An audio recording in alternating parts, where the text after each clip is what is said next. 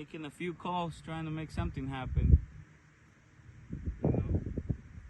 And we had about giving up. It's hot. Last call of the day. Let's call it a day before we go shoot some targets. And we were playing, I think it was playing raspy. What is this damn bird? It's called a raspy. It was a raspy woodpecker. And these guys showed up over there and saw him come over the hill and stop, and I told Rafa here, shoot it, but you know, he was playing solitaire on the phone.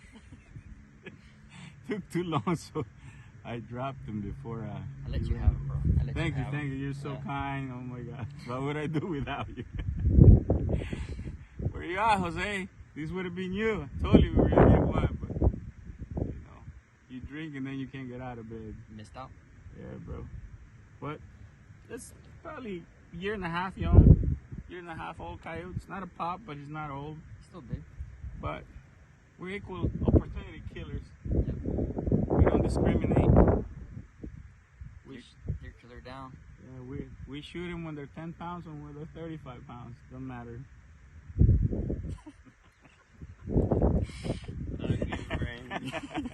So, anyways, want to say something for Good the times, Nazis? bro. Good times, bro.